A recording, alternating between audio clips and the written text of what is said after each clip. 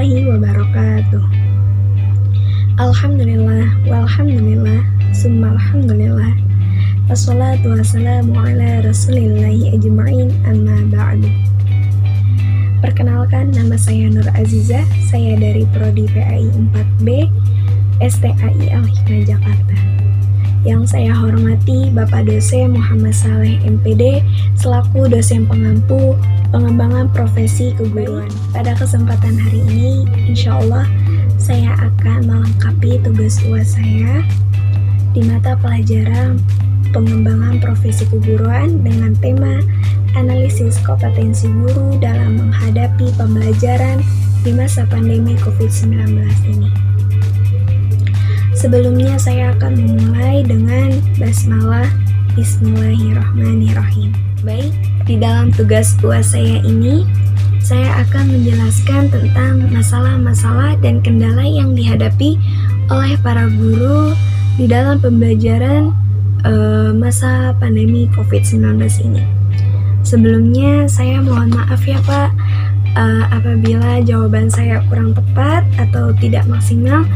Namun sedikit saya hanya bisa menyampaikan seperti ini. Baik, untuk masalah yang dihadapi oleh guru,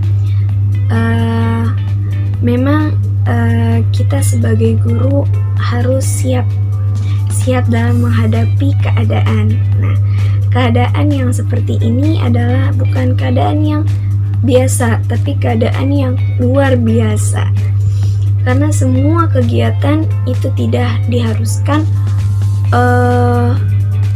seperti biasanya, yang mana kalau kita belajar itu ada guru dan ada murid, ada pendidik atau ada peserta didik. Nah, namun masalah yang sekarang kita hadapi ini adalah pemberhentian tatap muka. Nah, ini sudah menjadi sedikit masalah karena yang biasanya seorang guru menyampaikan materi atau pembelajaran itu langsung kepada peserta didik, kepada murid. Karena kita mengetahui kalau si murid tidak bisa, maka kita perlu ekstra, kita membantu. Kita membantu menjelaskan kembali, kita bisa memperhatikan yang lain. Namun kini diganti dengan sistem daring, yaitu online. Sudah banyak yang sekarang kita lakukan ya, online itu bisa dari Google Form, Zoom Meeting, Google Meet, Classroom, Edmodo, atau by WhatsApp, itu sekarang sudah banyak. Nah, di sini masalah selanjutnya adalah kita harus lebih kreatif karena zaman seperti ini, masa seperti ini, kita harus lebih menggali inovasi kita. Nah, dengan cara kita selalu pembaharuan sistem atau mengupgrade cara untuk menyampaikan daring yang efektif. Nah, itu sudah dalam rapat kerja yang sudah kita rembukin bersama guru-guru, dan itu juga sebagian dari masalah. Kita pembaharuan lagi, kita membuat sistem yang baru lagi untuk menghadapi masa pelajaran di pandemi COVID-19 ini. Namun itu tidak menjadi beban, memang sudah menjadi tugas kita para guru. Nah, kemudian masalah yang selanjutnya, kita sebagai guru tidak 100% mengetahui mana siswa yang belum paham dan mana siswa yang sudah paham. Dan kemudian memang dari pemerintah langsung pun tidak menganjurkan untuk menjalankan kurikulum 100%. Nah, karena masa pandemi seperti ini, Jadi yang perlu kita terapkan adalah pembaharuan sistem daring dan kearifan lokal yang kita sampaikan kepada peserta didik atau murid kita. Nah, kemudian selanjutnya di kendala yang guru hadapi saat ini adalah keterbatasan jaringan. Nah, tentu baik-baik saja untuk guru yang tinggal di kota, tapi kita belum tentu tahu bagaimana keadaan guru-guru yang tinggal di pelosok. Maka itu akan menjadi kendala, itu akan menjadi keterbatasan jaringan ketika dia menyampaikan materi pembelajarannya kepada siswanya. Nah, maka dari itu perlu kita mencari jalan yang efektif sebagaimana anjuran dari pemerintah adalah sistem daring. Nah, kemudian kendala di sini juga ada kendala metode pembelajaran. Nah, metode pembelajaran yang kita sampaikan itu harus baru, dalam artian tidak bisa memakai yang sudah-sudah. Nah, saat ini memang menjadi kendala metode pembelajarannya. Nah, apakah itu akan menjadi efektif supaya siswa paham atau tidak? Nah, di situ kendala pada masa pandemi seperti ini. Kemudian kendala selanjutnya adalah komunikasi. Nah, kita yang biasanya kita berkomunikasi kepada murid-murid kita itu dengan berinteraksi, kemudian menanyakan hal-hal yang di luar pembelajaran, kemudian kita mengkomunikasikan mereka tentang pembelajaran juga. Nah, itu sudah menjadi kendala karena pandemi seperti ini gitu. Nah, kemudian kendalanya pun juga di materi pembelajaran. Nah, materi pembelajaran ini mungkin ya tidak akan mencapai 100% untuk siswa bisa memahami atau mampu merangkum ya. Nah, ini sudah menjadi kendala bahwa materi pembelajaran ini akankah efektif jika sistem daring seperti ini? Nah, itu perlu kita cari jalan, perlu kita mencari solusi yang terbaik karena ini sudah menjadi kendala dari segi metode pembelajaran, segi komunikasi, kemudian materi pembelajaran. Nah, itu yang sedang kita hadapi sebagai guru di masa pandemi COVID-19. Yang kendala selanjutnya itu juga bagaimana dengan guru yang sudah berusia, dalam artian dia sudah berumur di atas 40 tahun atau mungkin di atas 50 tahun, dan itu bagaimana, apakah ia bisa melakukan ilmu teknologi, apakah dia bisa menjalankan digital di masa seperti ini. Nah, itu menjadi kendala bagi guru yang sudah berumur. Nah, maka nanti kita akan mencari solusi dan jalan keluar yang tepat dan baik di masa pandemi COVID-19. Baik, itu yang saya ketahui dan yang saya bisa sampaikan dari masalah dan kendala yang kini sedang dihadapi oleh para guru di dalam pembelajaran di masa pandemi COVID-19 ini. Nah, tentunya di mana ada masalah, di situ pasti ada solusi atau jalan yang bisa menunjukkan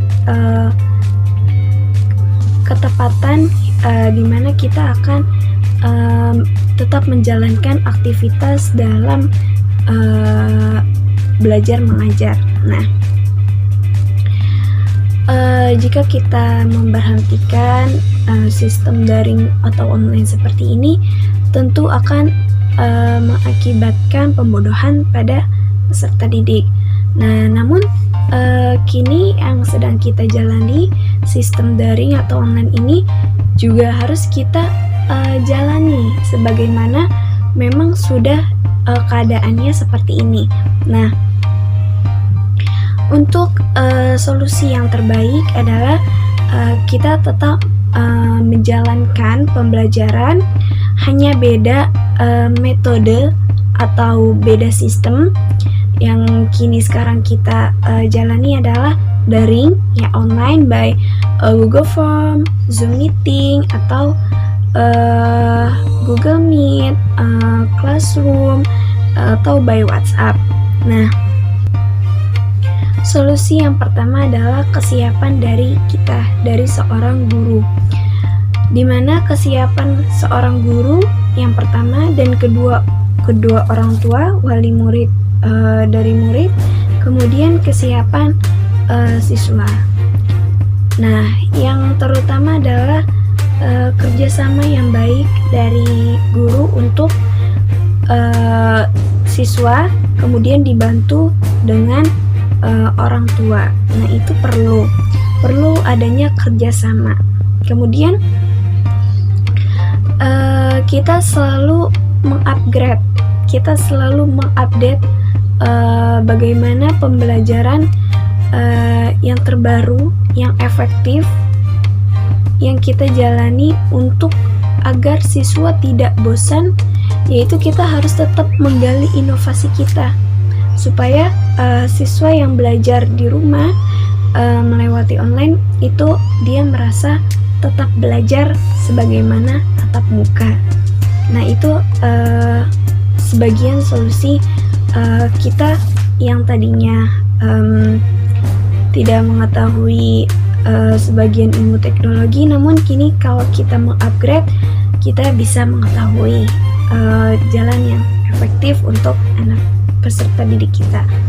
Dan kemudian kita tetap memberikan apresiasi atas usaha peserta didik yang semaksimal mungkin baik dalam mengerjakan tugas dari ibu guru atau bapak guru. Itu kita sebagai guru tetap mengapresiasi supaya si anak peserta didik ini tetap semangat walaupun belajarnya tidak di sekolah gitu, dengan online gitu. Jadi kita tetap mengapresiasi bagi murid karena itu penting untuk menganggap bahwa tugas ya yang dikerjakan atau yang dihasilkan itu sudah hasil sendiri, hasil upaya sendiri gitu. Walaupun itu sedikit dibantu ya dengan orang tuanya. Nah, kemudian kita tetap kemudian solusi yang terbaik, kita tetap mengetahui apa itu teknologi, pengembangan ilmu teknologi, karena pada zamannya ini memang sudah harusnya kita menggunakan teknologi. Dan kemudian kita butuh sering untuk bertukar informasi atau bertukar pendapat kepada sesama guru.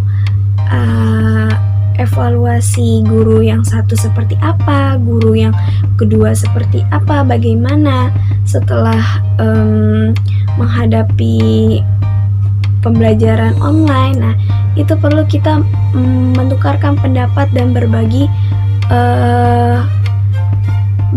cerita bahwa menghadapi anak yang seperti apa, solusinya seperti ini.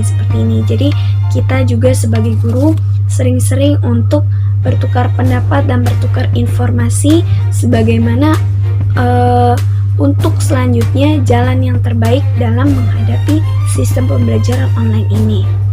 Dan tetap semangat untuk Bapak Ibu guru, karena memang ini tidak bisa diperhentikan pada saat sekarang ini tidak bisa. Jadi tetap semangat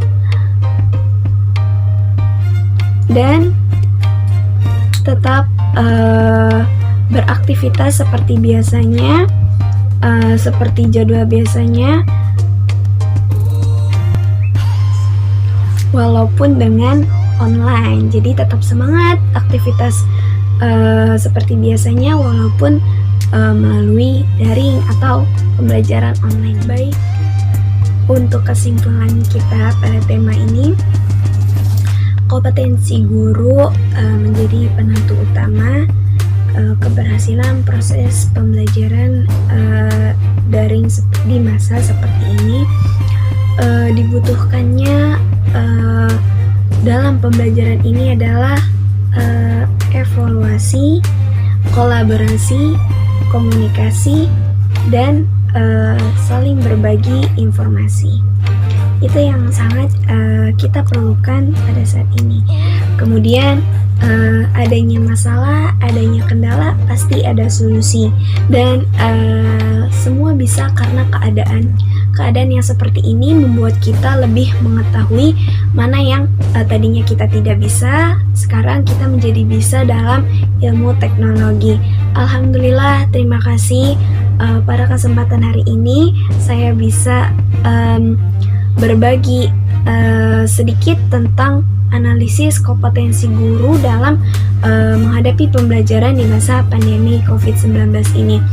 Saya pribadi, saya merasakan bahwa adanya masa pandemi seperti ini bisa membuat kita lebih mengetahui dan lebih mau belajar dalam ilmu teknologi, sebagaimana yang dulu sebelum kita menghadapi seperti ini berjalan seperti biasa, mulus-mulus. Mungkin sekarang ada jalan bengkok, tapi di jalan bengkok itu pasti ada jalan lurus, yaitu solusi. Nah, terima kasih banyak telah menonton video ini. Jangan lupa di subscribe karena subscribe itu gratis. Terima kasih banyak Bapak, mohon maaf bila saya masih banyak kekurangan dalam menjawab. Hanya itu yang bisa saya sampaikan. Kurang lebihnya wassalamualaikum warahmatullahi wabarakatuh.